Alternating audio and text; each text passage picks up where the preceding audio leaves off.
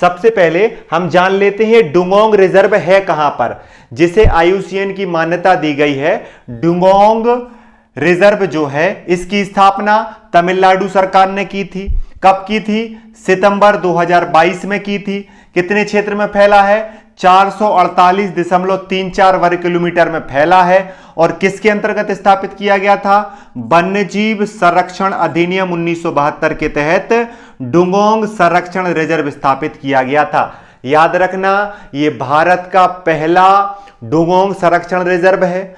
तमिलनाडु में स्थापित किया गया था, 2022 में स्थापित किया गया था। इसका क्षेत्रफल 448 वर्ग किलोमीटर है, यह आपको याद रखना है। कहां पर स्थित है? यह पाक खाड़ी में स्थित है। अगर आप भारत और श्रीलंका के बीच देखेंगे तो तमिलनाडु में आपको यहां पर पाक जल स्ट्रीट देखने को मिलेगी। यहीं पर जहां पर समुद्री घास या सीग्रास देखने को मिलती है, वहीं पर स्थापित किया गया है डुगोंग संरक्षण रिजर्व 2022 में। और यह अभी चर्चा में क्यों है? यह अभी चर्चा में इसलिए है क्योंकि इसने IUCN से अंतर्राष्ट्रीय मान्यता प्राप्त की है। कैसे प्राप्त की है वो भी आप जान लीजिए। देखिए, IUCN ने जो है, जिसे हम international union for conservation of nature के नाम से जानते हैं, इसने वर्ल्ड कंजर्वेशन कांग्रेस 2025, IUCN की वर्ल्ड कंजर्वेशन कांग्रेस 2025 का आयोजन